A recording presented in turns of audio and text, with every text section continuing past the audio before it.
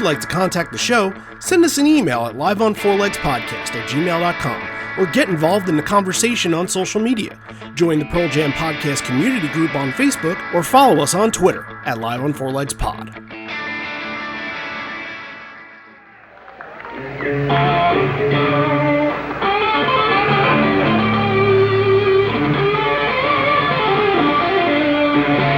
Oh man, that guy knows the blues. And away we go. You're listening to Live on Four Legs, the definitive live Pearl Jam podcast, featuring Mr. Stone Gossard.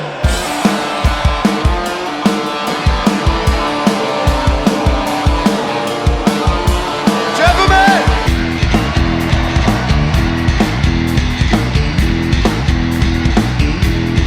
Mama Queen.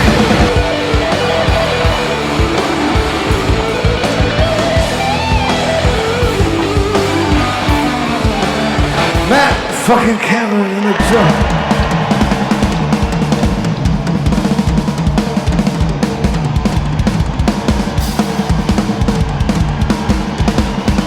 Mr. Boom Gasper.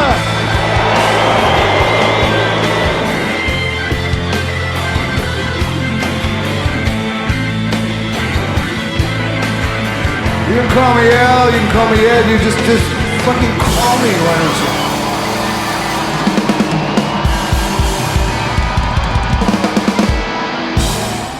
Hey everybody now, welcome to Live on Four Legs, the definitive live Pearl Jam podcast. That's right, that's our tagline, and it's now official after 7 years that on both the intro and in the intro to the show, they match now. So get off my back. And mainly when I say get off my back, I mean me.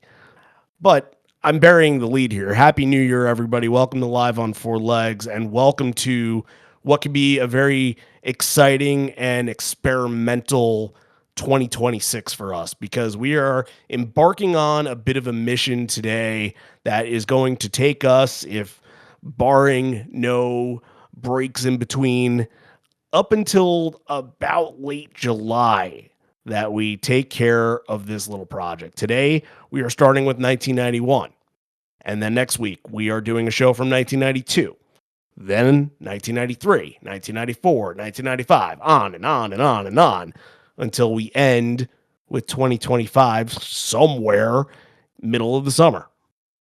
And this has been a project that has been on our minds for a while now. I had this thought of doing this about 4 years ago, but the thing is, when you know that you have tours, then you have to kind of take breaks, and it kind of breaks up the flow. But also the Patreon requests that we had to fulfill too, we have a lot less of that this year. So it makes it a lot easier for us to kind of focus on our thing and what we want to do. And I think this year, in the official 35th, what's about to be 36th year of Pearl Jam, we're just going to tell the story about them live and how they've progressed and where their height of fame was and where their height of playing was. And it should be a very, very interesting experiment. And I hope you guys are along for the ride on this, because it's going to be really interesting to see how it all plays out. And today we are not doing a Pearl Jam show. We are doing a Mookie Blaylock show. Yeah, there ain't a lot of those that exist out there in the universe. We'll get into all that in a second, but let's, for the first time in 2026, say Randy Sobel over here, Javier Hervas over there. Javi, happy birthday to you, buddy. Oh, thank you.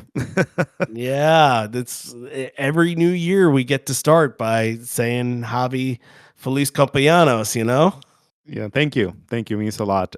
But yeah, I'm excited for this. I think it's going to add a lot of perspective, because like the whole scope is going to change, you know. Now you're not focused in specific years. Now it's just kind of like going back to your teenage years and then going to your entire life listening to this band till the middle of the summer, and then we're gonna get up to 25, which is I'm pumped. I'm not gonna lie. I really enjoy the show, like going back to where it all started, and then we're just gonna keep going through year by year. Oh yeah, this is one of the earliest of the early shows. Like I said, there's not a lot of Mookie shows out there. There are actually a total of 4. I think in total, how many shows did Mookie play? Mookie was on this like 11 show tour. I'm doing some quick math here. I think it's 17 total Mookie shows, if I got that right. I think you're right about Again, that. yeah, again, I'm just doing quick math in my head.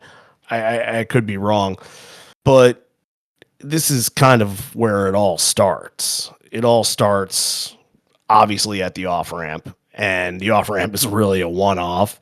They play a couple shows in December, one show gets canceled, and really, this is their first tour per se. It's their first time traveling around the country, and they get to do it with none other than Alice in Chains, that is kind of taking them under their wing for the first time here. And they do pretty much a West Coast swing. They go to LA, which is where this show is, Florentine Gardens, and then San Diego and Sacramento and San Francisco up into like Eugene, Oregon and Portland, Oregon, and those kind of places. They don't really play a lot outside of California except for those Oregon shows, but it's like them getting their first taste of what touring is like. And that's kind of humble beginnings.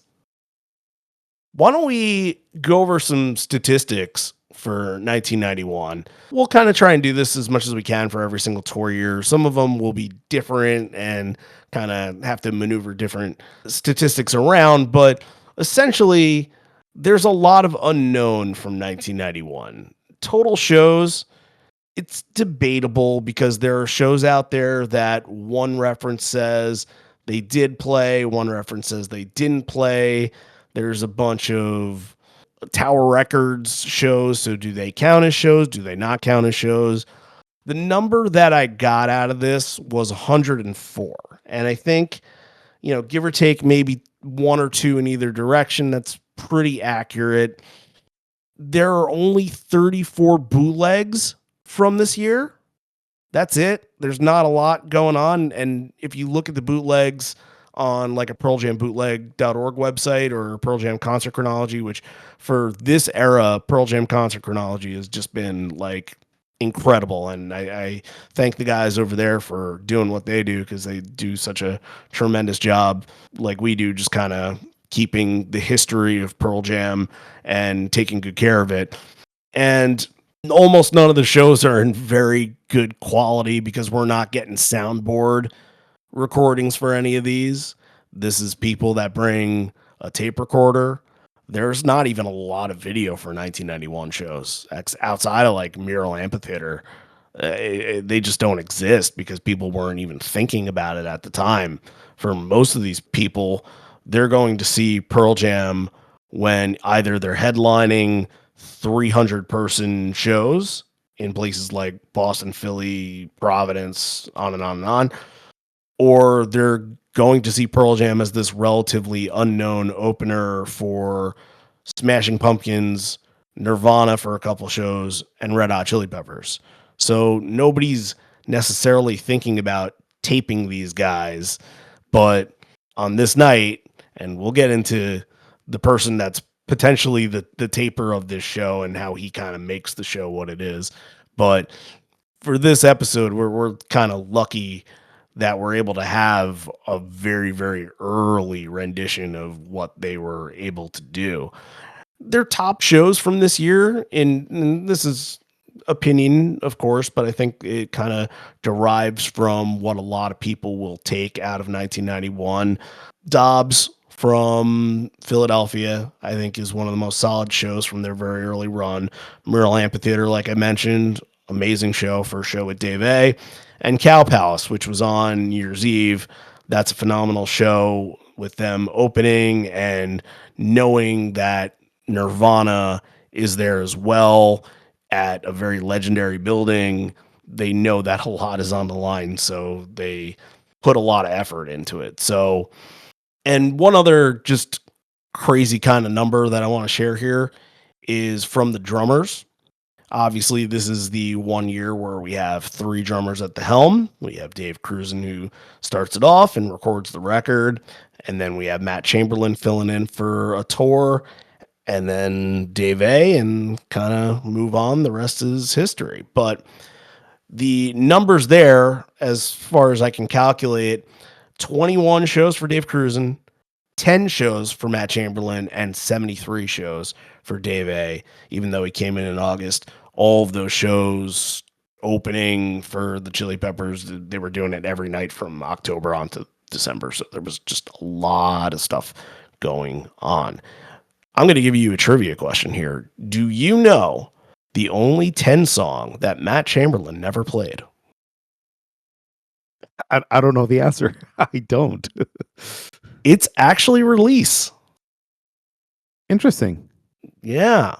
I would have probably said Oceans, maybe Garden, but it was Release. So, yeah, if you're ever looking for some tough Pearl Jam trivia to share to your friends, use that and tell them Randy sent you. So around this time, they do the December shows. They go up in January. They play a couple of shows in British Columbia at Harpo's and the Town Pump. These shows have been talked about in the band's story. As we all know, that Town Pump show has that version of Breath where Ed's getting really angry at the security guard, and that was seen as the moment where Ed kind of became comfortable with his character because he's moving up to Seattle, a San Diego guy, Chicago guy, and he doesn't know a lot of people, and he's shy. He's very shy at first. So he's kind of looking for a moment to break out of his shell, figure it out. And that was really, as Cameron Crowe kind of put it together in his story, the moment that really made the Eddie Vedder personality. But there's also something that happened at that Harpo show in Victoria that is notable. He noticed that a lot of people in the crowd weren't participating in the show, weren't paying attention. They weren't on their phones, but they were actively looking in different directions. And he takes the bottom of his mic stand off and chucks it like a frisbee towards the back of the room and tries to get everybody's attention. So those are little things, early growing pains of this band that we get to see from such an early onset. Like, it wasn't perfect from day one, although that off-ramp show sure feels like a lot of things went right. It still needed time to really become who they were and who they became. So after those shows and after a show at the off-ramp on February 1st, which I'll get into in just a second, because there was something very interesting from that. They start on this 11-show run, opening up for Alice in Chains. Like I mentioned, LA, Long Beach, San Diego, San Francisco, Sacramento, Oregon. And I wanted to share a little bit of what Jerry Cantrell was quoted from in the PJ20 book written by our good friend Jonathan Cohen about the early Mookie run here, because it's just interesting to kind of see how he kind of had like a front row seat to this and saw some of the growing pains get played out. So he said, being a fan of Green River and Love Bone and also being friends with those guys, I thought Mookie Blaylock was kind of unfocused at first. Maybe not from Stone and Jeff's situation, but just the band gelling. It was certainly a different sound, which they were trying to create, but what I remember was that I liked the band and I liked the music. Like with anything different, especially from people it takes a minute to grab onto it. Things had to happen for us, and we were on our way. These guys were starting again. We wanted to give them as much support as they gave us in the early days of our band. So Alice in Chains' facelift was just out, just getting popular. In about a year's time, they would roll out Dirt, and Dirt would really skyrocket them to what they became as a band and as a legacy. And I want to bring this up because that off-ramp show that I mentioned, Alice in Chains is the headliner for that show, and there's video for it. Because I went and I looked to see if there was video of Alice in Chains from this show or just audio or anything, and there wasn't. But that off-ramp show there is, And there's something fascinating about it. There was a song that debuted at that show. Do you know what it is? Without looking at the Uh, notes.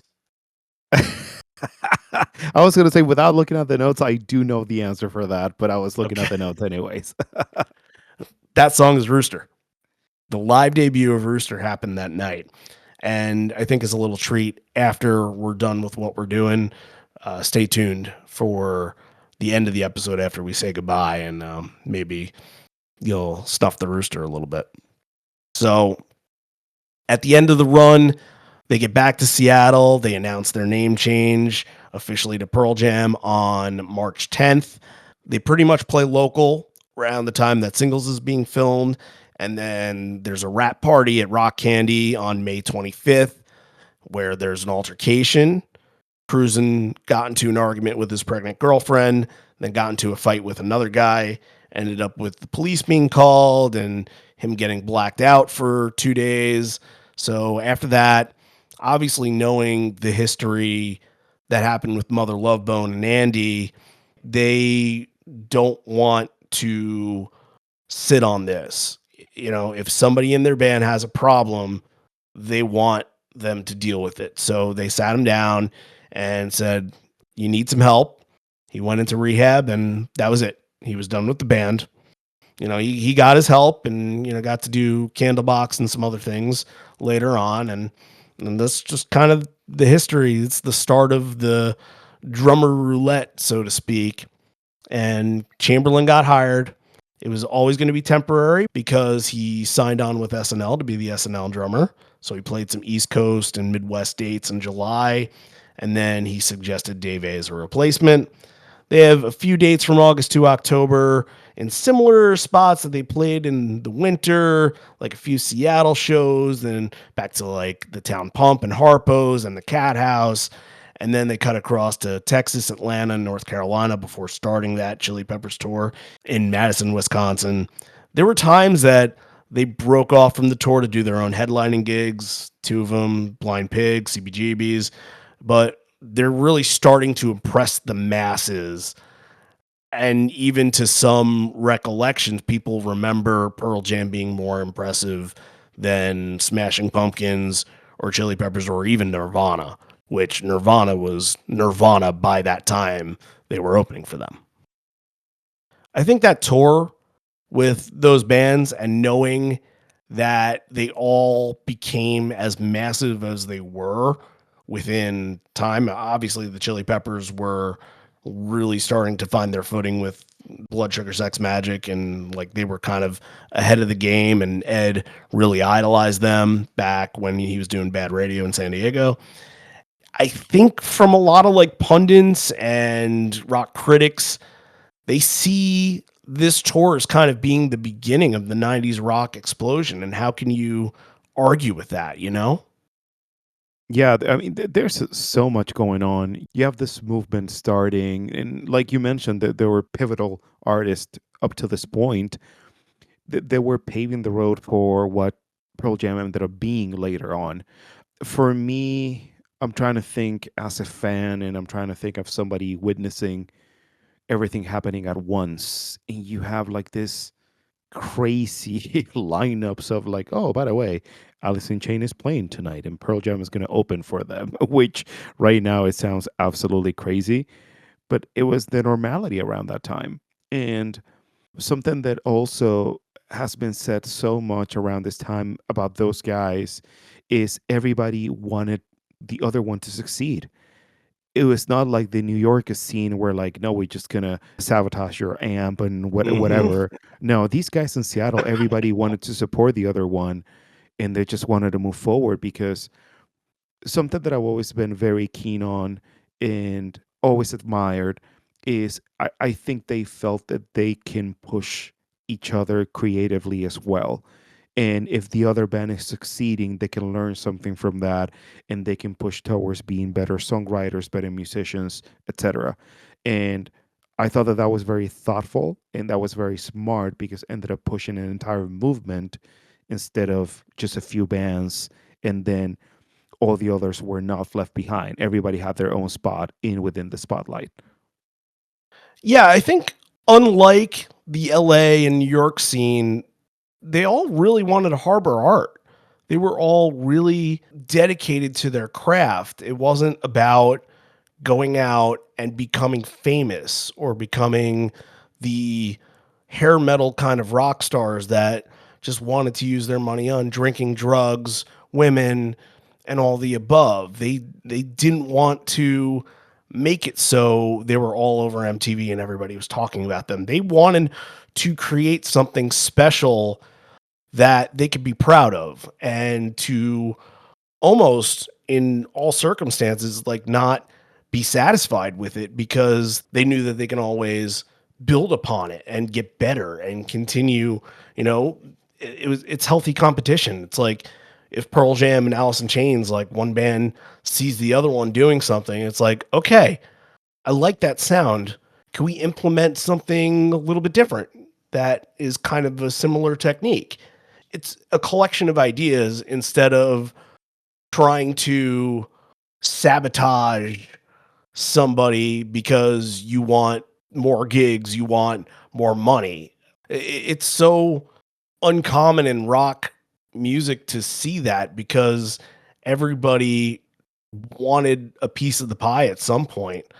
And I think that you use the word authenticity. I think it showed with the fans, and that's why people became so attached to them because they knew that the music was the most important. And you know, while in the 80s it might be one of these things where it's like, yeah, I like seeing them with all the girls and seeing them do all these things with the big explosions and big rock shows, like that's something to look forward to. Everybody in the 90s kind of turned a leaf and said like the music is the most important thing. The music is what's speaking to me. The lyrics are what's speaking to me.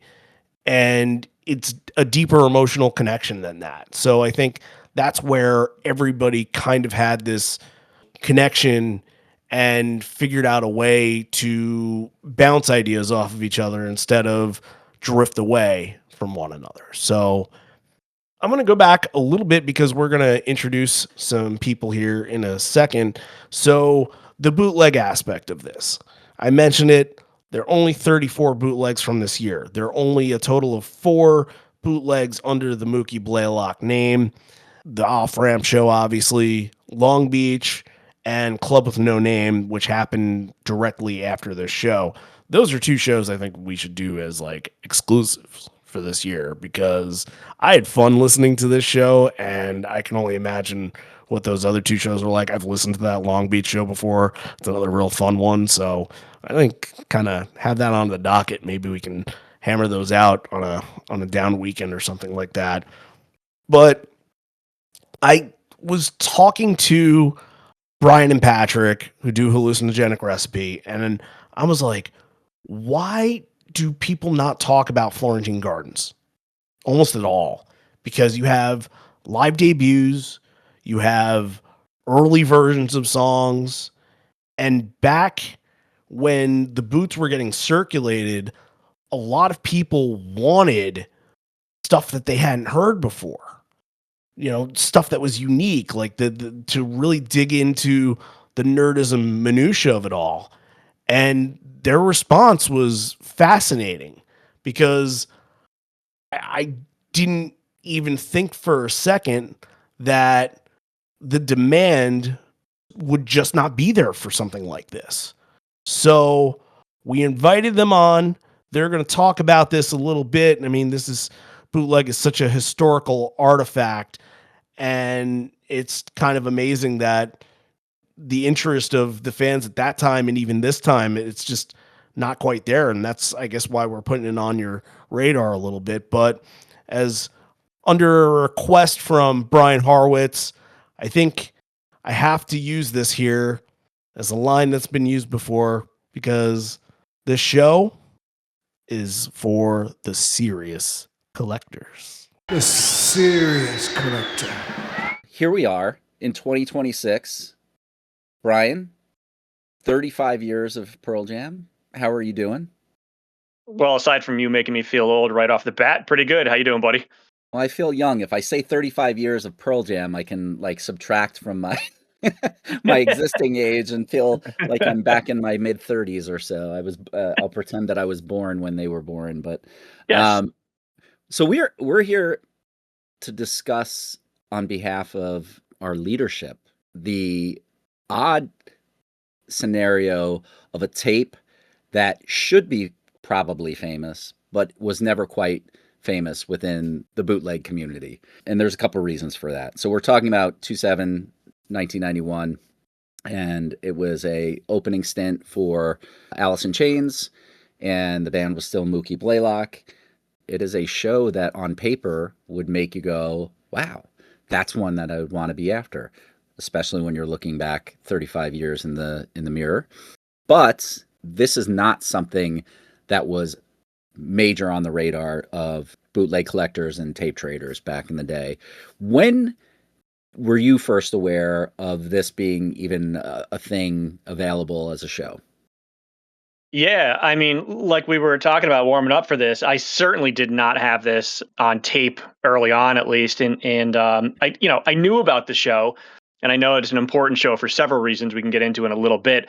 I don't think I had even a copy of this until maybe probably a BitTorrent download maybe 20 years ago, maybe a little bit more than that. It might have even been like a Napster thing, I don't recall, but it was certainly one, to your point. It really should be one of the ones that we talk about, the global community, not just you and I, as an important show and a bootleg. But it's of such iffy quality, and it just wasn't widely circulated that I certainly don't even recall seeing it on a list of other people's tapes when I was doing the trading back in the day. But could be that my memory is fuzzy from 30 plus years ago. No, I don't think it is. I think you're pretty much spot on. I mean, to me, my first experience with this was through Napster, like when the early days of when Napster was flying around and trying to discover different things that might be available on that. And for the wee young crowd out there, Napster was a was a music trading platform you might have heard of. It's similar to the CD, but digital in terms of its distribution methods. And it was also quite horrible in terms of quality in its original stage. It was very, very low quality MP3s, which is a little bit of why this gets clouded a bit, because when you go back and if you listen to a copy of it now, I'm not going to sit here and tell you it's a great listen, but there's certainly early parts of the show are a little bit clearer. You can get a little bit more scope of the band. As the show goes on, there's definitely some maneuvering of the microphone and recording, and it does sound like, you're in that little bit of a cavern type of setup. It's available both on archive, and if you go up to the database on eTree, you can find where it's at. And basically it got cleaned up in the early 2000s, around 2003, 2004. Somebody that we've mentioned on the pod before, Fred Evans, did some EQing of it to kind of bring out what you can from the tape. But what makes it, I think, interesting in hindsight, to your point that you were making, is that what people should be talking about is you have an array of first time plays, what would in hindsight look very much like serious deep cuts, although when you're in February of 91 or even in the couple of years after that, there isn't a vast array of deep cuts and such, because it's still so early on in the bootleg scene. But it's something to go back as a fan of the band and really take some time with, because of some key moments. Again, you're not going to hear sonic clarity that you're going to get from a pre-FM bootleg, obviously any of the official bootlegs and whatnot, or even some of your more pristine audience recordings. It's rough around the edges, but it comes with some historical valuable highlights. Yeah, exactly. I mean, I think there's stuff on that set list that you would, if they appeared on a set list now, especially kind of in that combination, you'd go, wow, this is a great show. Right. I think, like, obviously Brother, which this was it for a while until they busted it out again. And it was kind of part of the 10 box set, and Lost Dogs alone is always a great one to see. And I think the other thing that's cool to listen to, again, if you want to check out the show as a standalone show and just for the historical purposes, are those final three, which were bust outs. And at the time, it's funny to say a bust out when it was really one of their, first 3 or 4 full shows. But Garden, Porch, and Wygo make an appearance there. So clearly, like, it's an important historical show for pointing out where the band was at the time. And obviously, like we all know the Mama San trilogy and the tape and some of the early songs that they worked on and what they played at the off ramp and some of those early shows. But you can tell they're really fleshing out a full album here. And I will say, just to sort of add on to that, you were talking about how the show kind of goes a little bit down in quality throughout the show, whether it's like more people showed up or the mic was moved around or whatever. I do think it's kind of comical. There is that guy that is definitely enthusiastic. And I like to think I would love to track down that guy and pick his brain about what was going on that night. But clearly it sounds like he's kind of watching this band as they do Porch and kind of the very short jam, but the kind of cool jam in Porch. Certainly not the jam vehicle it would become and Why Go. And clearly it sounds like this guy is looking at a band going, wow, these guys sort of have something here. So I'd love to know who that guy is. And he would be, Randy, if you're listening, he would be a great guy to try to track down and have on an episode someday. Maybe this one, if you can track him down. That would be quite something to know. Like, has he been a fan all this time along? And Exactly. is this just like the moment that sat kind of in sort of relative hushed infamy? Because it is, you can hear that going through the tape, just how much energy they were pushing into that building. I mean, it's not a false sense of excitement that's going on. He is assuming it is the taper and not just somebody that happened to be standing or with the taper or whatever the situation was. That gentleman was clearly excited by what was going on, and you kind of get the feel and the energy of why. But in hindsight, again, you look at it, this would be one that, my goodness, if they happen to have a band tape of this, my God, would love to, like, just even if it's like their straight front of house tape, not obviously at this stage of the game, it wasn't even on their radar to be doing anything in terms of recording. That would come in way later in 1992, really, is when that starts to begin in any sense of earnestness. But yeah, there's an element to this that's both magical in the early stages of where the band was at and the energy that you can hear on it. And it would be unbelievable to be able to uncover something that's a little bit cleaner to just get a little bit of a deeper feel. Well, yeah, I mean, it's a woefully underrepresented era with regards to official releases, right? I mean, it's the first real thing we have from the band, aside from 10, obviously, is the More Theater show in January '92. And I think, like, there's some good stuff from around the time 10 came out. There's some great shows from sort of August, September, and then through December of '91 you can find, and some decent either soundboards or good audience recordings. But this sort of Dave Cruisen era, pre-Dave A, pre even Matt Chamberlain when he filled in on a couple of shows, woefully underrepresented, and I think it would be great. I mean, the shows are so short. You could, I'm thinking old school in terms of like CD releases or vinyl or whatever, but you could conceivably fit a couple of shows on one release very easily with these 25 to 30-minute sets. And I'd love to know if they have any decent soundboard recordings, even if they're kind of sketchy by today's standards. Man, that energy and just sort of that vibe at the time, I'd kill for some of those shows. Some of those February into kind of March shows would just be such a great time capsule to have a good quality release from. Yeah, no, totally agree. Even if they had one that was hanging around, I mean, most of their stuff that they do front of house is obviously that straight mono mix, and I think that's some of the apprehension for whatever reason they've had of putting any of those out, even as like filler, or to fill the gaps on some of the releases that they've done where they've had issues with the multi tracks. But it's an era type of thing, and they obviously, I think as fans, you'd have to look at it from a reasonable standpoint and not be too judgy on what that quality was if it were to come about. But to be a dreamer, I'm not entirely sure that's ever going to come to pass. I think what we have in our hands these days for the early stages is probably what we're ever going to have access to. I think that the closest thing that I can imagine is maybe some of those rock candy shows and whatnot that they did in the late summer and fall of '91. Maybe there's some stuff lurking around for those, but I think that's probably even more likely wishful thinking than fact, because I would imagine maybe one of those things would have appeared on some of the compilations that have come out. Although, there's been, at least from a video standpoint, obviously in PJ20, there were some things that kind of percolated through and came about. Mm-hmm. So you never know what's hanging out in that vault, but no, you never know. And I think the one the one release I can think of that gives you a glimmer of hope that they are up for releasing things that maybe are kind of more of a snapshot in time than they are, the perfect listening experience would be the New Year's Eve '92 show, with Sure. with Yeah. Speedwash and other things on there. I think that clearly shows that they understood the significance of that performance. And I remember they even said it at the time when that came out, like, this is what it is. It's the best quality of this show that exists, and we wanted everyone to have it. So keep your fingers crossed. PJ, if you're listening, let's do this. Yeah, why not? 35 years. Make it happen.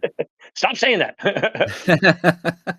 All right, we'll end it there. We'll throw it back to the guys, and we're eager to hear their discussion of what they feel about this very early show with Dave Cruson as drummer. All right. Thanks, guys. Really appreciate all the information there. That was wonderful conversation that you guys had. And yes, we will talk about this guy who is just so fascinated and so excited to be there because he makes this show what it is. You can't tell how many people are in that building. You can't tell how many people are really into the band, but this dude is. He seems to get it. And I don't know, maybe this gets into somebody like that's hands some point in the future. And some guy's like, hey, you were at this show. These guys are doing a review of this show. And they ask if you still exist and you're still around. And maybe he's like, yeah, you know what? I'm going to reach out to them. And maybe we do get to interview. And that would be pretty fun. So if you're out there, the guy who loves the blues, live on fourlegspodcast@gmail.com. You can email us at any time. We love to talk to you about what you witnessed that day and how it was so exciting for you. So, all right. We're going to get into a little bit of the sound in all this to get you in on some 1991 gear and talking points on that aspect. But got to keep in mind, bootleg quality, something a little bit left to be desired here. But that's the best thing about artifacts is that they fit the time period perfectly. So this is what, 7 or 8 songs that we have here? Not very many. It won't take us that long to run through them all. Let's start off with a song that even back then they were still using as the opener. Ed dedicates this to 20 people in San Francisco. We're going to kick off with the release.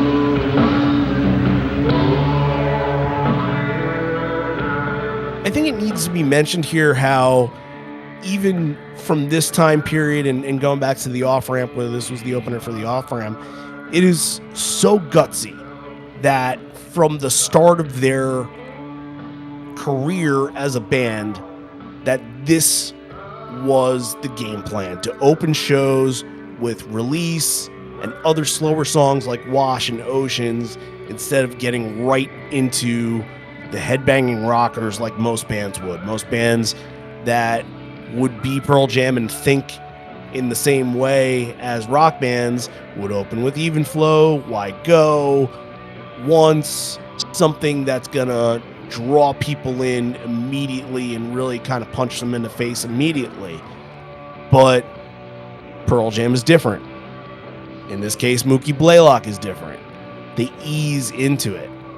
So what do you think about this move so early on in their career and kind of how it never went away.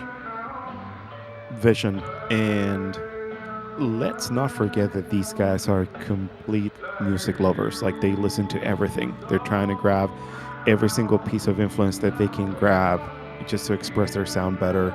It's crazy to go back to 91 because also just the empathy to put themselves as listeners too and put a show that they would like to listen. For me, that's very, very interesting. Whoever was writing the sets around that time, I think it was more like a band effort at that point instead of just Ed picking up the song selection for the night. But it just shows that they have a path and they completely trusted the path. And also, I mean, this is like 5 months in, Randy. Like when they're not even like a year together as Mookie Blaylock, which is crazy to think of. So it blows me away that you look back in 91 and then you see a structure like that for a band that is just starting. It's such a solid start too. It's very interesting to me. Very, very interesting. If I were to guess the influence from that, I would say that would be a Stone and maybe a Stone and Jeff thing, because coming from the Off-Ramp show, the person that knows these songs the best and the person that's been thinking about these songs the most during this frame of time is Stone. He has a lot of time to write music after the death of Andy Wood, and he comes out with the Gosman tapes and all the demos and things like that.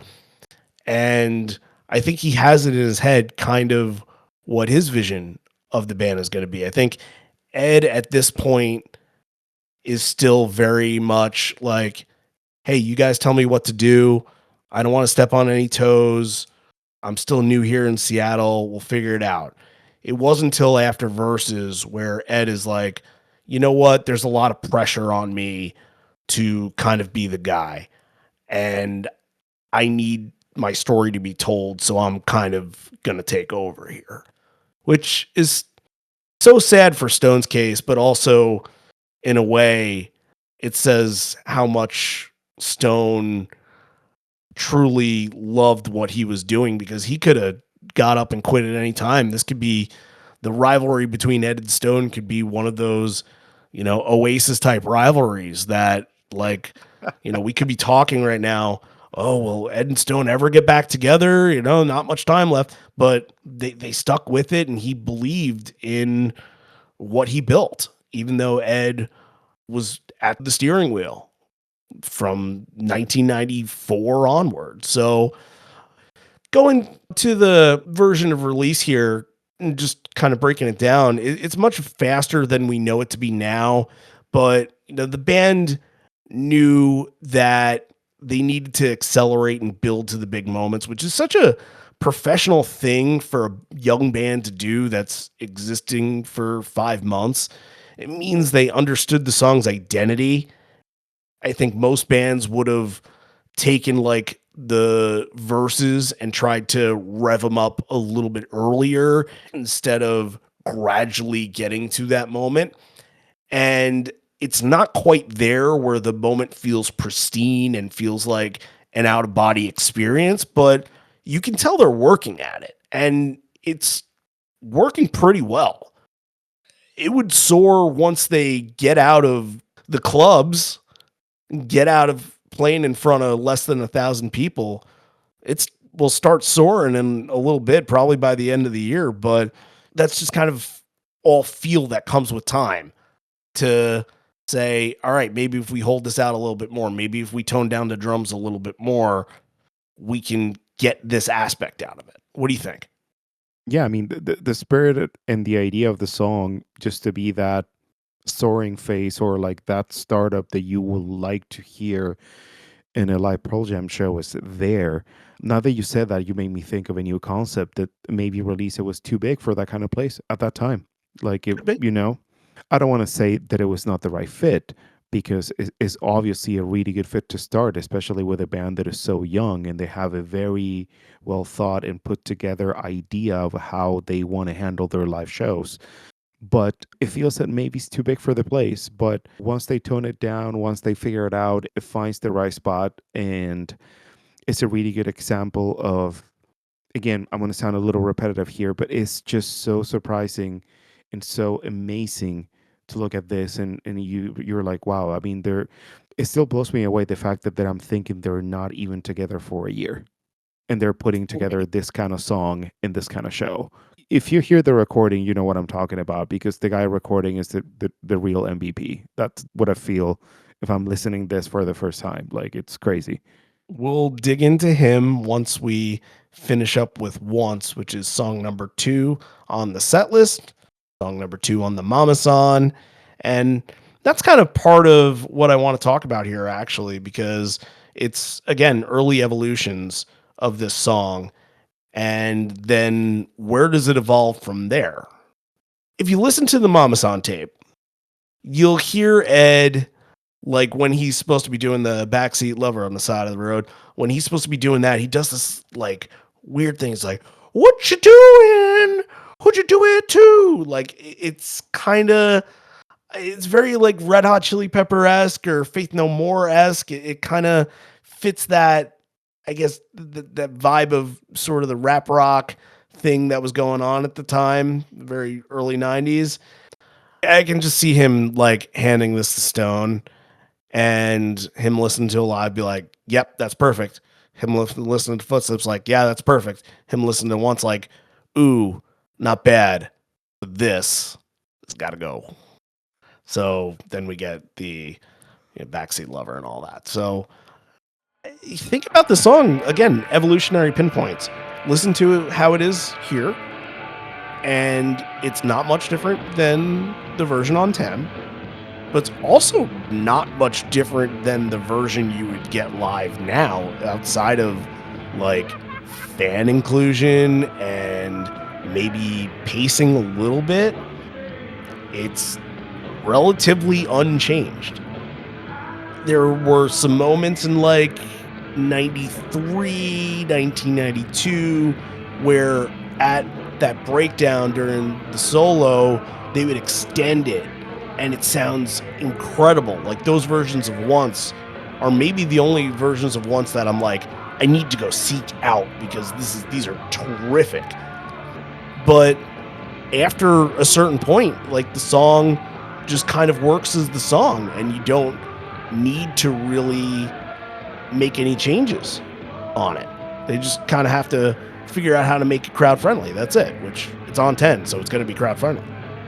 Something to note too is like in the early versions of Once, they used to have a little bit more of trim arm work by Mike, something that he used to do way much more around this time in general. Like again, the Stevie Ray Vaughan influence is huge around this time for him, and overall he will be using his trim arm on the Strat a little bit more.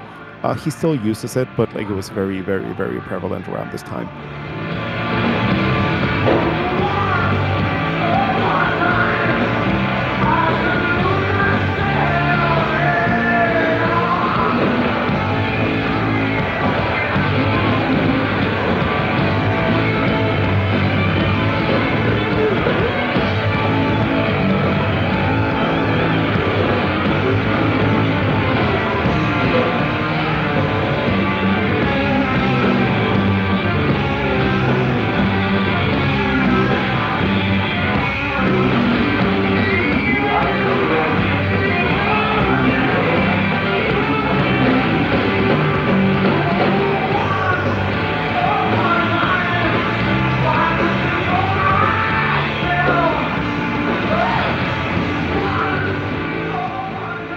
We'll get into more of those things as we go along. I think once the word blues is mentioned here, I think that'll dig into some of the sound aspect a little bit more. So we are finally at our moment with our favorite crowd member, who might be the taper, he might be a neighbor to the taper, and Mike is doing this like classic Stevie Ray Vaughan lick, and he's just kind of doing this like real bluesy thing. And this taper is fascinated.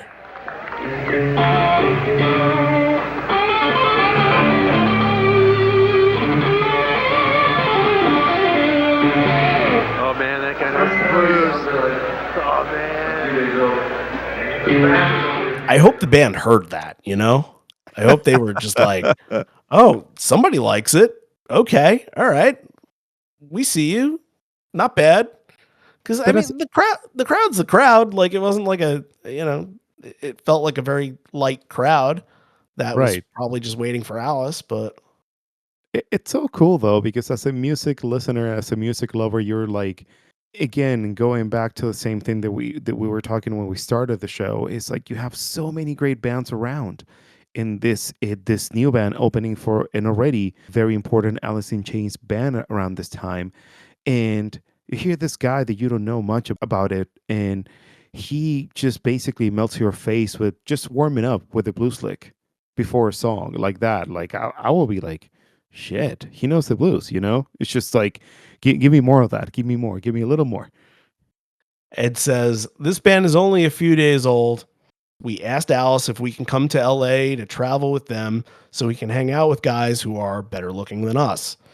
And our friend the taper thinks this might be the funniest thing he's ever heard in his life. So keep the humor going as we get into Even Flow. And that guy wanted the blues. Well, he got it. It's a very jangly bluesy type version, and one where absolutely the most input of his Stevie Ray Vaughan influences is on Even Flow.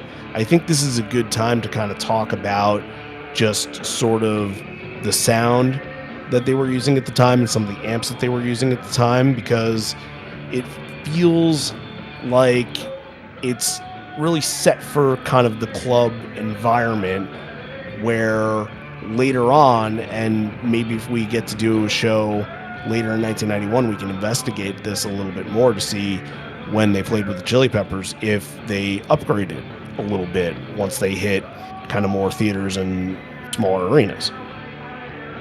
Right. And that's a very interesting thing, because around this time there were so many bands playing with the same equipment. Like if you're wondering, Marshall JCM 800s, JCM 900s, which try to think of the big black stack with four cones and just the head on the top. That was kind of like the setting for rock and roll, which ended up being kind of like a residue from the 80s hair metal bands time too, because everybody's using that thing. And if you want to play rock, or if you want to play with a Strat, or if you want to play with a Gibson Les Paul, whatever, the perfect combo is going to be that stack with that kind of guitar, that kind of instrument. And this is where you hear here specifically. Now, over time, Pro Jam started to stack distortion pedals, overdrive pedals, so they have like a more structured and refined sound when it comes to that. But around this time, it was just like Mike using the Strat completely clean, so it's super jangly, so he can express all the blues Stevie Ray Vaughan and within him, or full-on dirt. Stone is the one that it was going a little bit more in between textures, because also he's going to be the one doing more rhythm guitars, and it's going to be leading the song wherever it needs to go. It also going back to what they were using two Jeff Mesa Boogie amps, super classic for around that time too. I think it was a 6x8 or 6x6 stack, if my memory is right. But again, you have two things. You have the perfect rock combo that you're looking for around that time, and also you have volume, because those guys are moving their stacks wherever they go, and you need volume enough for a theater or for a small venue, or you need enough volume also for a small place, and that kind of equipment will satisfy both needs. Like any rock band on the planet, at a certain point, they are using Marshall stacks because everybody used Marshall stacks. Jimmy Page, Stevie. It was like a rite of passage. And even growing up, like a decade later when I started playing music, everybody still Marshall stacks, Marshall stacks, Marshall stacks, because it was just the gateway sound. So, not a long solo by any means here. Maybe it's a tad bit longer than what a normal 1991 Even Flow solo is, but Mike is just grooving. And as far as Dave Grusin goes, there are not a lot of real points about Dave Grusin that I have at the show, but I thought that there was a very interesting little bit at the end here where he kind of goes off on this little machine gun hit, and I thought that was a lot of fun.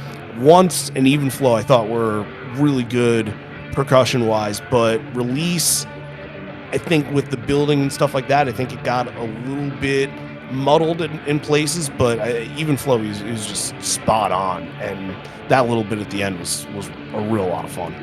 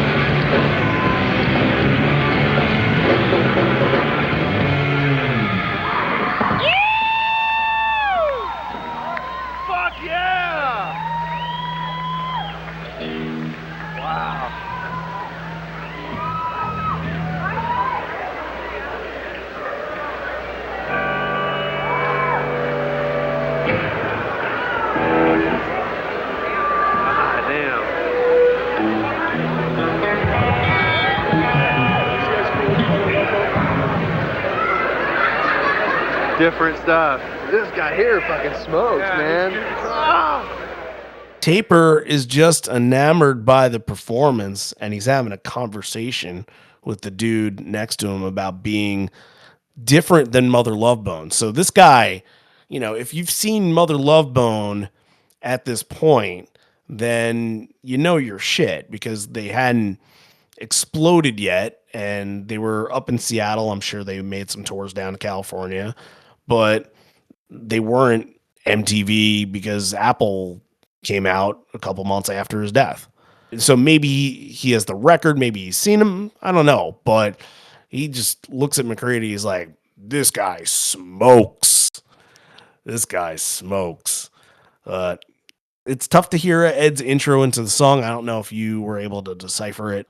No, I was very I was paying attention to the taper, because like his excitement every single time that you hear him is just like really makes me kind of go back to my teenage years, and like I don't know, kind of like the first time when I hear those guys too, you're like, oh, okay, they can play their stuff, like now you have my whole attention. Yeah, your critic doesn't really evolve in you until later, where you're like, I'm very established music listener, and I know what I want, and I know what I want other bands to be. You're just kind of like, if it sounds good, if it feels good, you're just like, yeah, this is what I want. I really hope that guy's still into the band. Me I too. really hope he is, because he got a treat at a show like this. And, who knows, maybe he went to another LA show on this little run because they played LA again. But yeah, it would be nice. Again, if anybody knows Taper Dude, hit us up. The taper dude. Taper Dude. That's all he is right now until we know a name. It might be Richard or Gus, but maybe it's Javier. Who knows? In LA, anything's possible. True.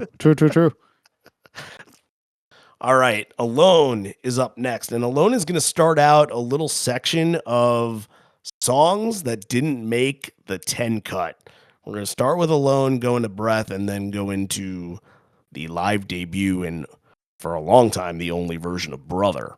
But we're kicking off with Alone here. So for as great as this song is and how much they played it from the early onset, and then once they realized it wasn't going on 10, it just kind of completely dropped off. Here and there a little bit, they'd get a little bit of fire into it, and they play it every other show or so for a couple weeks, but after 94, it trailed off and didn't get played for 10 years, and then it's kind of had this like once every couple tour sort of showing here. So it even to this day is still considered this serious collector from way back when. They were playing it the most around this time. So, I just got to say this because it's part of the conversation. I truly still believe that even after all this time and knowing how the 10 record was structured, I really would never make a change off of that record. I never even think to, because it's just it's so polished. It works. It bounces from song to song so well. And whether or not those songs are like my favorite songs anymore doesn't even matter. I probably like Alone more than I do Deep at this point in the game, but I just don't think it fits. Like, do you think that Jeremy into Alone makes a whole lot of sense? Like, Porch just fits so perfectly after that, and Porch has an anthemic aspect that is one of the reasons why Pearl Jam can grab you. Like the Alive, Even Flow, Porch, Why Go, Jeremy are all so anthemic, but Alone doesn't have that same kind of quality. It's a great song, but it feels like even in this very early time period, they're looking for ways to evolve and change their sound. Yeah, I cannot think of a world where Alone will be in 10. And this is going back to the conversation that we had before we started recording. Is for me, Alone always feels that it belongs to a different batch, because I've always felt that it was kind of written by a different group of writers. It feels more a step ahead of what they were doing around that time. And I agree with you, Randy. I don't think it fits at all. But it's a good song, and it's a song that maybe could have belonged to a different album, maybe something that it could have been used for in the future. Who knows? But yeah, I completely agree with your statement. I wouldn't place it anywhere in that album. 10 is very well balanced, and that's in the way that it should be. Yeah, the only thing about 10 that I would even have like a hard conversation about is Yellow Ledbetter, but really that conversation ends when you say, well, you can't have both Release and Yellow Ledbetter on the same record.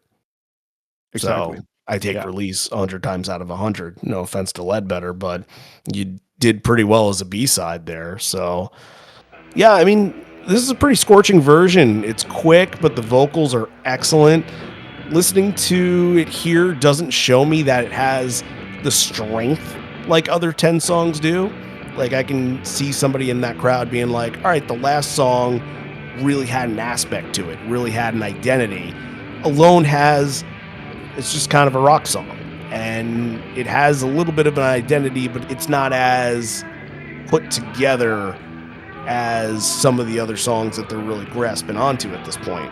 I love the spoken word bit at the end. It's fantastic. I wish that every single version from then on out had it, because sometimes, surprisingly, it doesn't. But it just kind of was written at a time where they were just looking to figure out how to write and what worked for them best.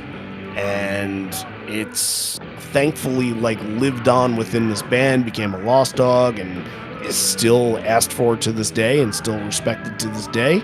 But it just wasn't ever going to get that footing that some other songs did at the time. And also is a living proof of how these guys were evolving in real time in front of us, because something that I wanted to mention too is the riff the Stones plays in Alone is absolutely outstanding.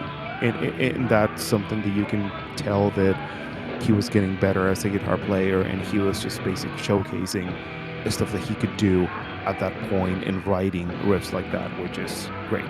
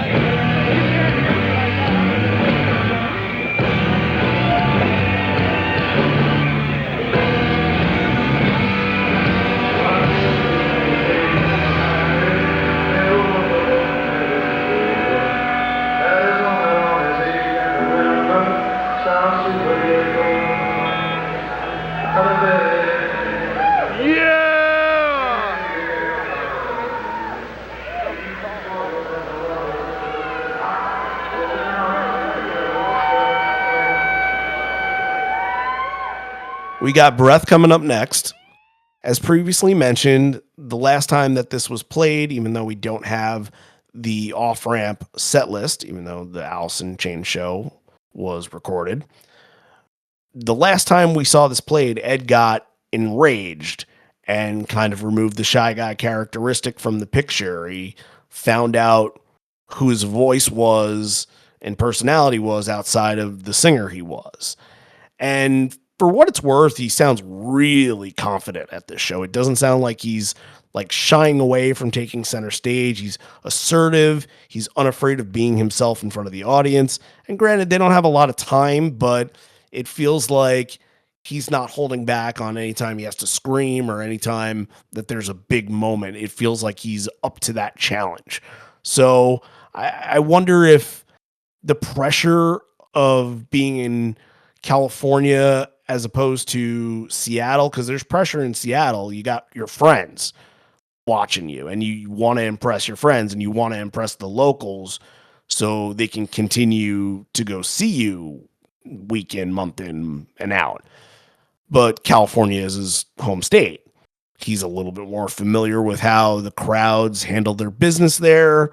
So I wonder if that kind of helped him cool off a little bit and like just allow him to be himself. Yeah, for sure. Like, clearly he is more comfortable around the area. Another thing that I would like to mention about this too is how Stone used to play the song is a little different, because around that time he was just leaving no space for Ed or for the vocals to be the protagonist of this version. So I liked it, but I liked it way much more when the song started to get a little bit better and it started to evolve in what it is now. Now the downturn version, that's a different conversation.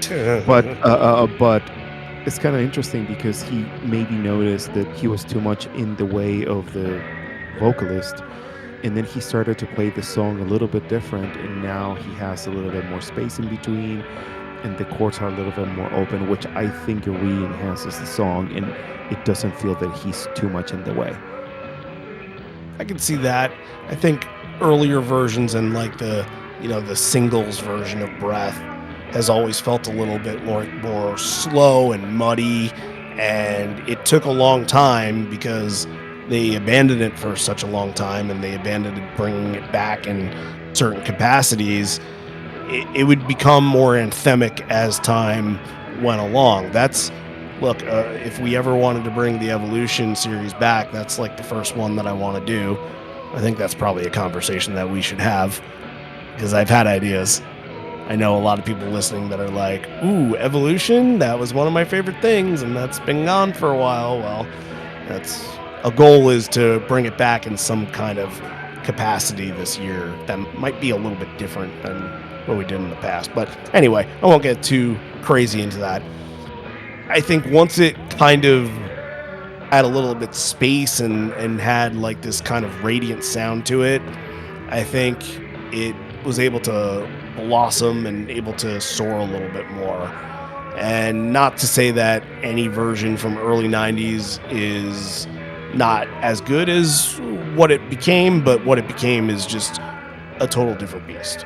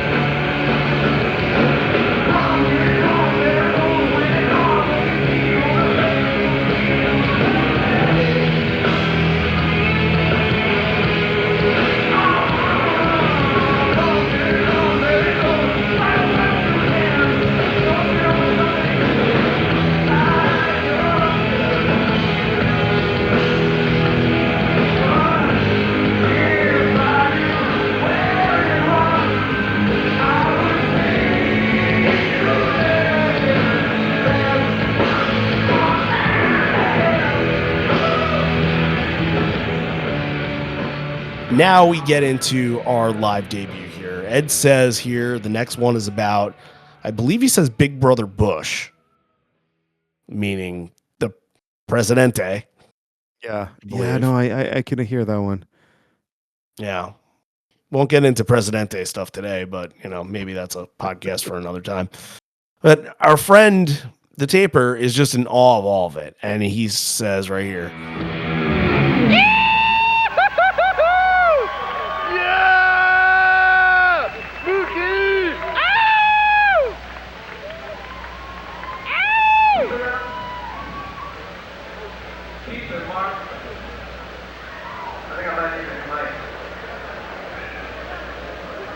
All right, all right. Oh man.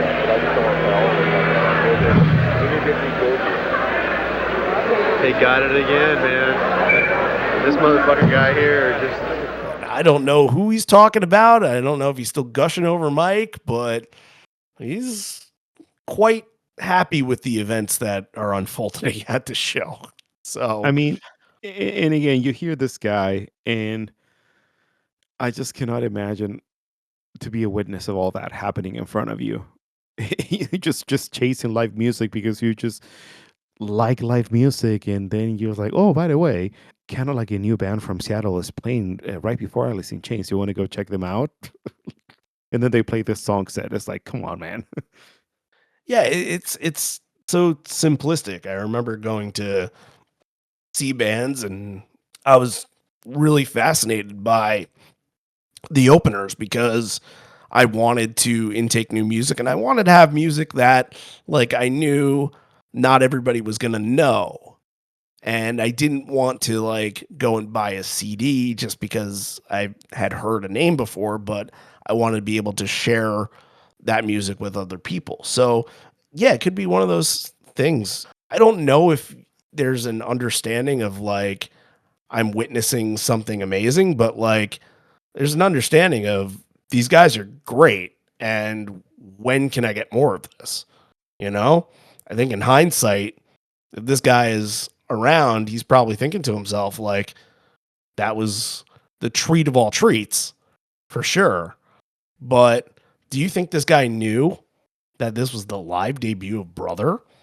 And then after this moment, he'd have to wait 18 years and 803 shows to see it again? I don't think liveon4legs.com nor livefootsteps.org were around that time, so I don't think he knew.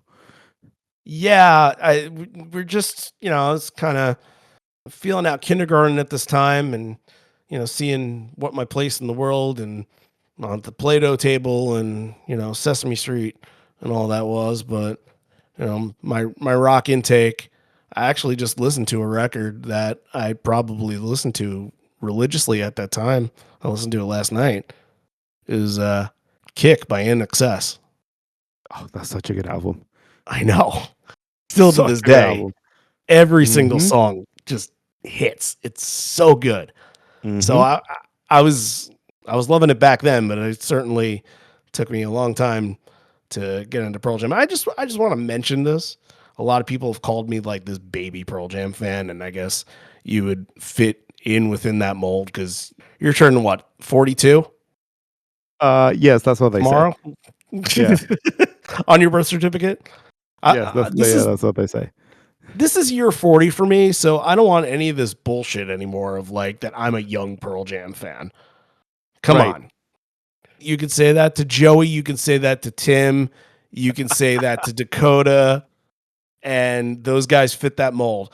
I do not fit that mold anymore. We've been doing this is year number 8 of the podcast. I started it when I was 32. I'm going to be 40 in 9 months. None of this BS anymore. Anyway, I'm sure that gets a lot of people turning off the podcast, me rambling about age right here. But Brian got to do it before too, so I get to do it now. And, it is what it is. But yes, Brother, the live debut, super important. They would abandon it after this point, and it became a song that when they had the opportunity to do Lost Dogs, it's like, well, we have this instrumental version. Why don't we just release that? And the demo for this and the version for this that came on the 10 Redux had gotten passed around prior to this. So people knew what it was and knew that it had lyrics. But then in 2009, when that gets released, we get to kind of get familiarized with it a little bit more. So it took a long time before we really, as a mass group of Pearl Jam fans, really get to understand this song. In 2009, they played it. I think this has been played 9 times in total or 8 times in total. So they played it at a bunch of shows. I was very, very fortunate enough to be at one of them, which feels like complete happenstance, nothing more and nothing less. But, the last time they played it was Newark in 2010. So, this song has kind of always been a little bit of a bastard child. And, Patrick and Brian kind of talked about it a little bit, that like not even this and the only performance of this grabbed people's attention when it came to collecting bootlegs in the 90s. And I mean, that just shocked me.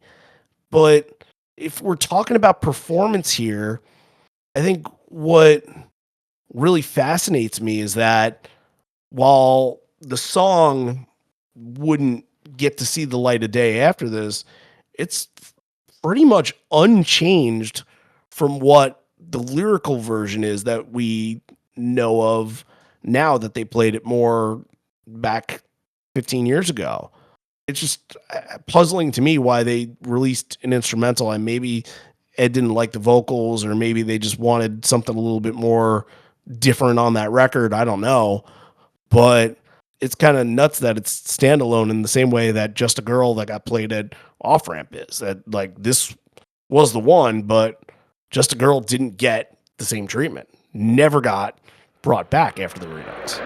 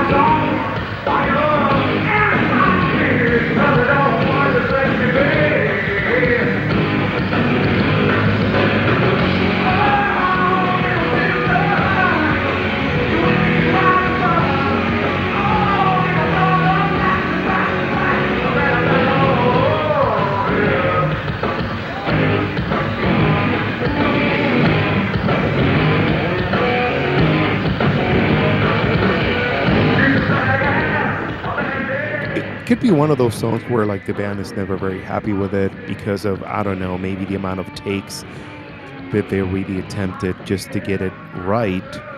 An example of that will be Even Flow, that it took them like, I don't know how many takes just to get it right. And till this day, Jeff Ament will tell you, still not right under his ears, I understand why the band dropped it, although it's kind of like the same analogy that we were utilizing with Alone. It feels like it belongs to a different batch. And maybe they were so focused in pushing forward with what 10 was at that point that they thought, well, this doesn't fit with what we have now, and maybe we have to put it aside.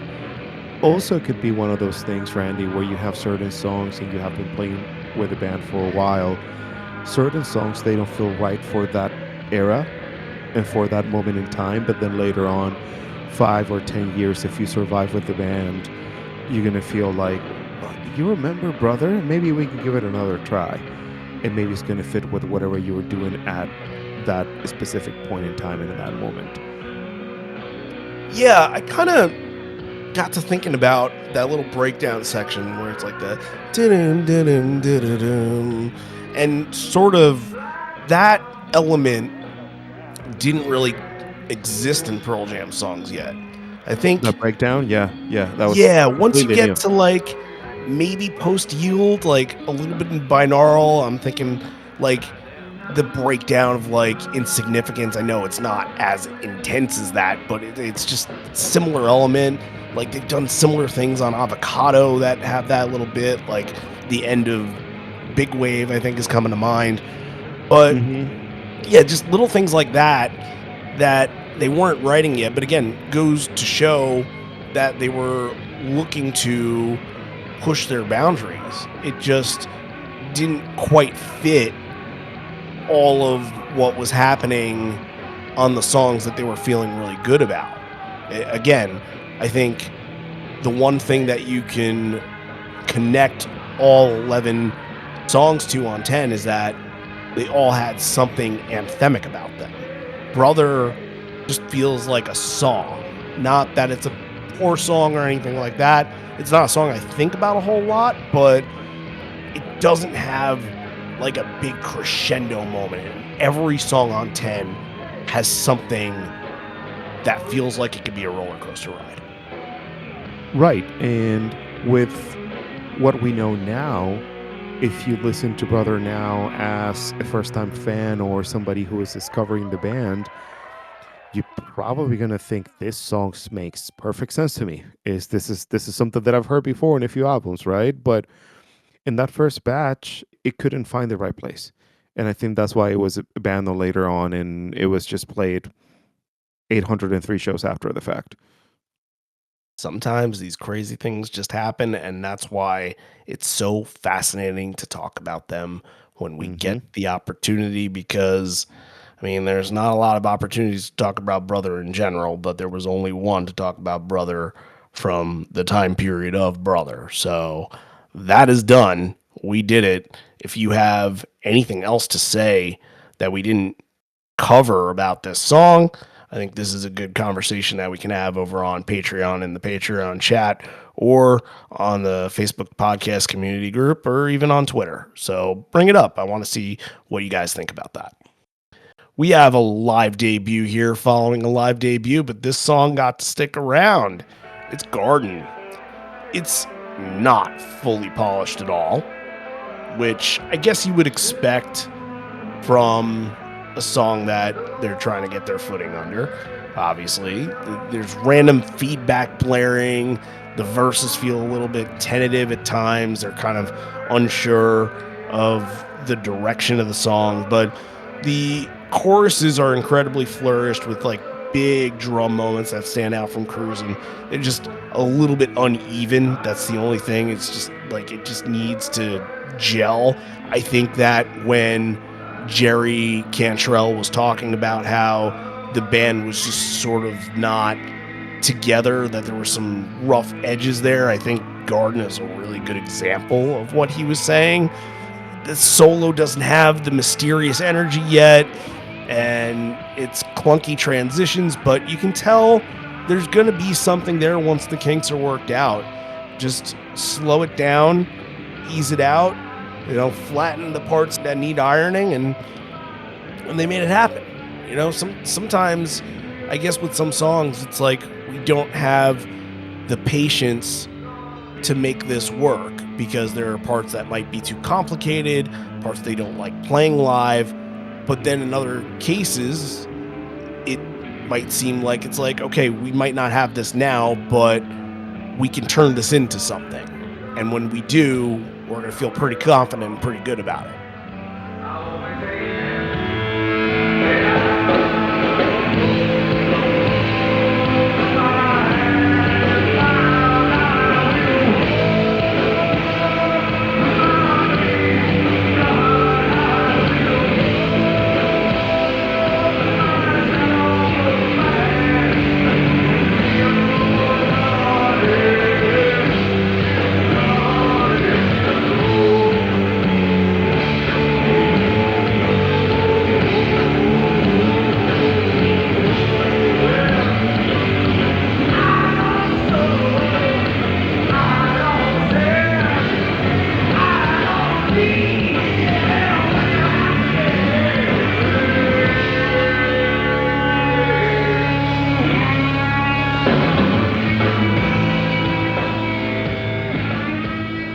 The ooze for Garden is just there. You can hear the DNA of the song, but clearly it's not ready.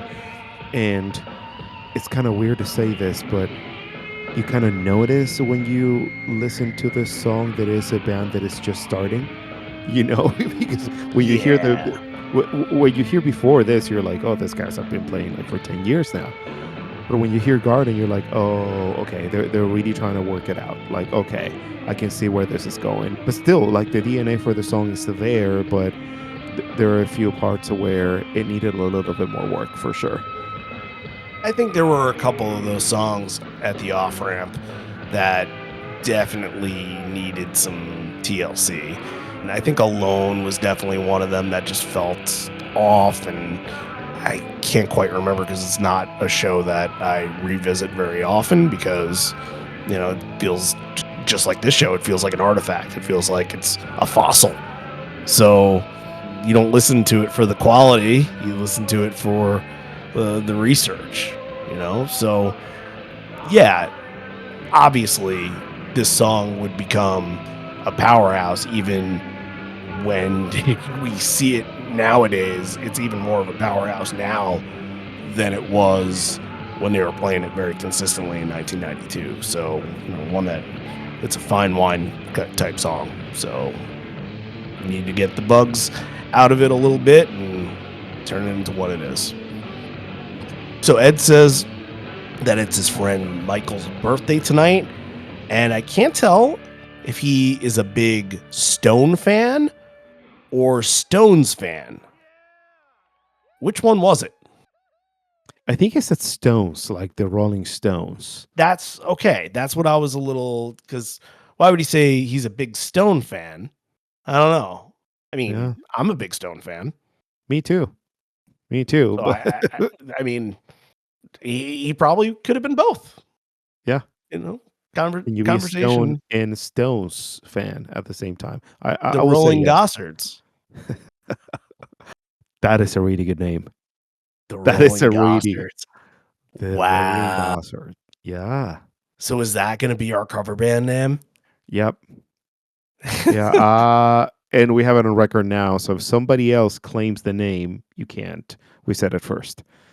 Well, can't be like the Las Vegas Athletics and not go after that trademark. We got to get it done now so nobody steals it from us. Yeah. Because there's some thieves out there, True.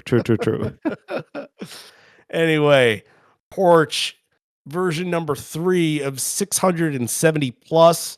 And what I say by 670 plus is that there are tons of set lists from 1991 that are unknown, but just about all of them probably had Porch on them. And what I'm listening for here are moments that get to feel anthemic, and I think the choruses really have you captivated in this version of Porch.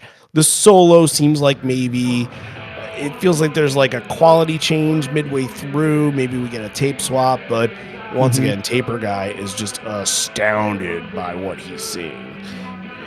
He is like, yeah, give me this song. Are you guys gonna close with it? The 35th song in a set in 25 years? Because I'm game. Let's do this. So I mean, this is the earliest version of Porch we have. It's pretty apparent they have something with it that they can kind of grab a stronghold of and be really something people can grab onto, and almost feels weird to hear it get kind of a tepid response after, It's not a 7-minute version. It's like 3.5 minutes, but I think you see something in it, though. Kind of like that version of Alive at the off-ramp, which crazy that there's no Alive at this show, but you see something in it, and those qualities are going to develop very soon.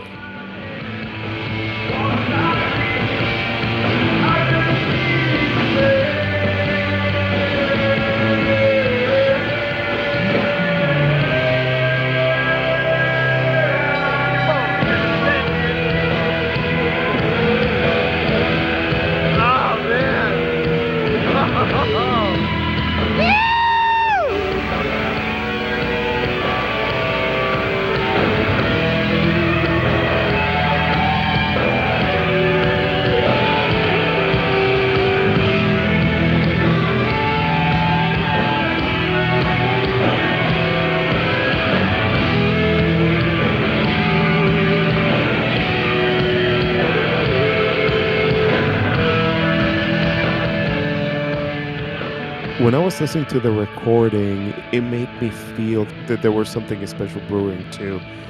Because you can hear a little bit of the reaction of the taper with whatever group of friends that were around this person. And it feels that, again, it's such a big song for in a small venue for a band that is just starting. It feels like maybe Porch is way ahead of his time, but you know that the listeners at that show, when they're witnessing that, like, you know that you're listening to something special. Even if you like the concept or not, you have to recognize that you have a song in front of you. You have to recognize that you have a group of guys that they're unique and they're going somewhere with this. Yeah, I think that's all pretty accurate there. I don't think anybody in the crowd is really thinking about that they're such a young band. I mean, some people know, obviously, that there used to be Mother Love Bone and they're rather new, but I don't think anybody's like holding them to this high expectation at all. They're just listening for the sound. They're just listening to see if it is put together well. And these songs evolve naturally as time comes and the band gets to know them without even kind of putting any thought to it. But I think people are pleased. Like, yes, tepid response, but like none of these songs get like big standing ovations. It just doesn't feel like there's a lot of people there. So Why Go is lyrically appropriate to close the show with, but strangely not something that had been capitalized on very often in their history. Only 3 times in total that they finished a show questioning whether or not they should leave. And once again, it's pretty fast. Does feel a little bit rushed. The show is clocking in at 40 minutes on the dot, so I wonder if they're being cognizant of running into Allison's changed stage time or not. I'm just curious about that aspect, but like once the song ends, Jeff says, "Oh, we'll be back." The crowd is cheering, and Jeff kind of sounds like they're feeling good about what they just did. Is there anything about this version of Why Go that you kind of hear and you're like, this is interesting in comparison to what we know of the song? Jeff's bass line, because I can tell that he was not utilizing the 12 string. It was just regular bass, but still, you still have that slap, you still have that rawness that like the first couple riffs they need to have. So it's just about the player. But yeah, like you said, also like it felt a little rushed. Probably there were like a little bit of a time constraint here, but that was the thing that really caught my attention because I would expect not to get hooked by it if it doesn't have the 12 string bass, but I was completely captivated with the bass line at the beginning, and it was a little different than what you're used to. That's a really good point. I wonder when it was that he started using the 12 string live. Was it after the record was put out? Yes, because he recorded with that specifically because it was an influence directly by Cheap Trick. Cheap Trick, sure, of course, Tom Peterson. Yep. I got to see Cheap Trick this past summer, and he did like a 5-minute bass solo on that thing, and it was pretty glorious. He still got it, you know. So he can play a bit, just a wee.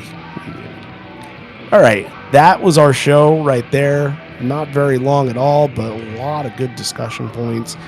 I think we can try and pick out 3 moments from this, and then we'll see what we want to do with the rating. It's so hard with a show like this that's pre-Pearl Jam to put that kind of critique on, but we'll see if we can work something out. What do you think your 3 favorite songs are from this? My perspective is I try to pick something that really caught my attention because it was different to what I know now, and that was the approach that I'm taking on this. So my number 3 is going to be Breath. My number 2 is going to be Release, and I want to say that my number 1 is the Taper guy because he's the real MVP, but I can't. Oh yeah. So, but my number 1 is going to be Porch. I think that's the closest one to what I know now. So I was trying to separate like the ones that they felt the most strange to me to the ones that they feel a little bit more familiar.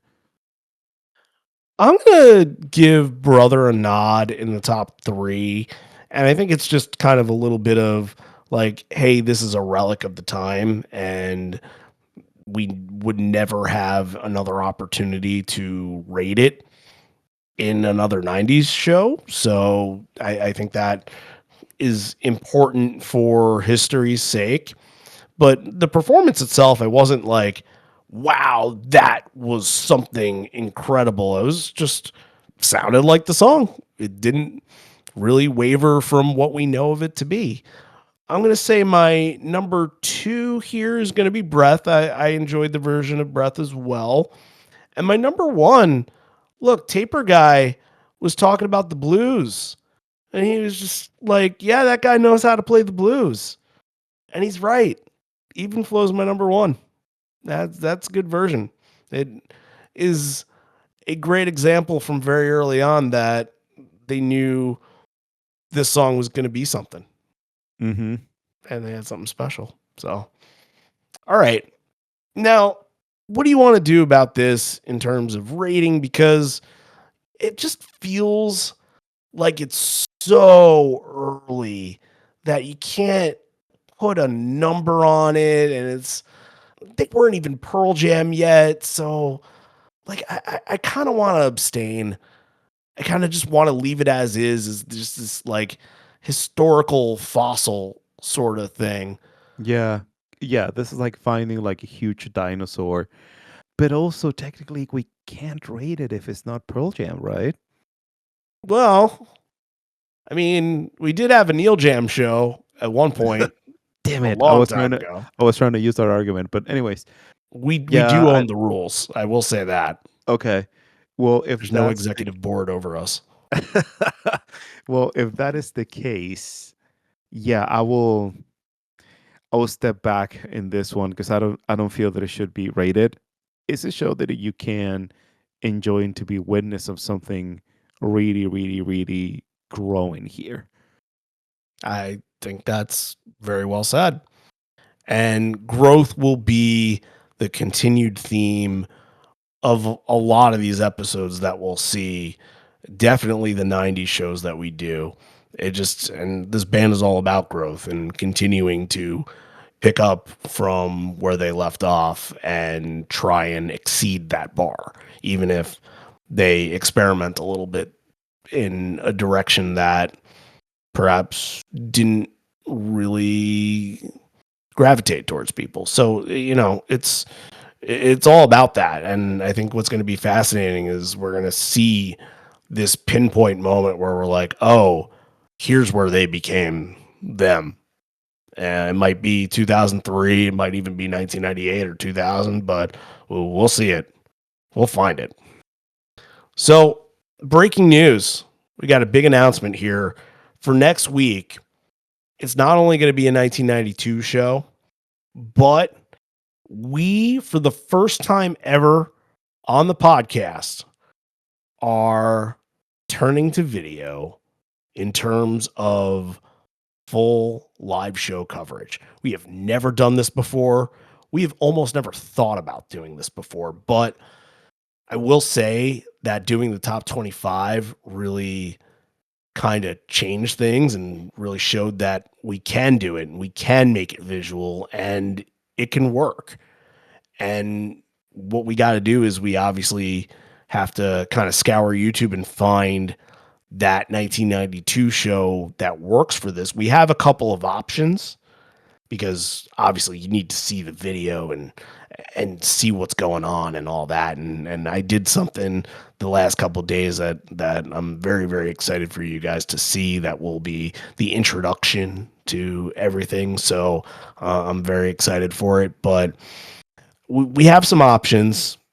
I think we're going to look at Show from the Limelight on April 12th, New York City. We're going to look at San Francisco at the Warfield Theater.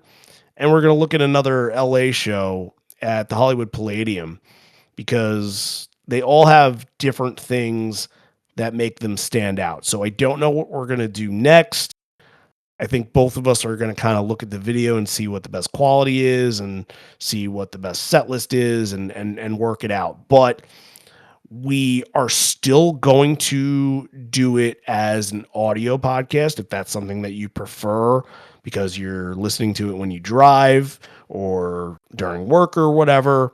It will still come out as an audio podcast, but I encourage everybody to go to YouTube and subscribe, because that is where I would really, really like all of you to go and watch and go and witness this. And if it works this time, then I think throughout the year, you can see that we might spread it out a little bit, and we might try, maybe once a month, maybe once every 2 months, something like that. We'll try and do it. So it should be very interesting.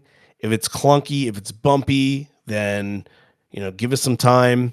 It's kind of all experimental jazz at this point. So we're looking forward to it though. And we hope you guys really, really enjoy it, because it's special. So outside of that, I think, we're just getting the year going, and there wasn't an intermission here. There wasn't an encore. So the Patreon stuff, obviously that's something we'll talk about as the year goes on. But right now we're still working through things. I'll, in the next couple weeks, put out a January playlist that is kind of been going on the last couple months, where I've been doing monthly playlist of Pearl Jam performances from certain months throughout their history. And obviously we're in January. It doesn't have a lot of shows to show for it, so there will be a lot of talk about Monkey Wrench and 1995, I suppose. So nothing bad at all, but definitely worth your tuning in. And we'll think of more exclusive episodes. Like I mentioned, Evolution can be on the table, and maybe some of the early 1991 shows can be on the table, as well as some exclusive episodes. So you definitely want to hit that up at patreon.com/liveon4legs. Also, liveon4legs.com right now, we are going to be in the middle of releasing a ton of Concertpedia content, including the final Australian shows from 2024, all of 2025. That should be coming very, very soon. But also, we had been sitting on 2011 for a very, very long time. They did not get edited. Wasn't my fault, but they are now finished, and I'm working on getting them out to the public. So if you've been to any 2011 shows, from PJ20 to anything in Canada to anything in South America, then you might want to read what everybody put together as a community project, community effort. And then, hey, if you guys are interested in writing, we might get back on the train and finish up for 2010. So keep that in mind. And if you want to get in touch, liveon4legspodcast@gmail.com if you're interested in writing more. All right. All I got to say now, I said subscribe to YouTube, but make sure you're subscribed everywhere if you're subscribed nowhere, and that will help us out. Also, leave us a comment, rate us, whatever you can do to help us and help the person that is looking for a Pearl Jam podcast to listen to. Let them know what we do and what we're about. That's all. It's all about kind of, sharing and caring and all that. So keep that going, and we'll keep bringing you the content. A lot more to come in 2026, as we're in year number 8, and we're on the road to our 400th episode, starting with 351 this year, and then probably ending with 400. I see Javi's face. You are like, can we make it that far? We will. We will make it. We will make it. I like the confidence. Yes, I agree. All right. Well, after the first year of this project, 1991, and the first show of 2026, we'll say it here. This may be the end. We're here, but not for much longer. And although we may be parting ways, miss you already, miss you always. We'll get you back onto YouTube for a video portion of the podcast. A 1992 show. Which one is it going to be? I don't know, but it'll be in your notifications if you're subscribed. So thank you all for listening in. Once again, big happy birthday to Javier. I hope that you guys send him a big happy birthday shout out as well, because he is very deserving of it, of course. And until next week, we will see you on the pod. All right. This is another unrecorded song. I hope you fucking hate it. It's called Rooster.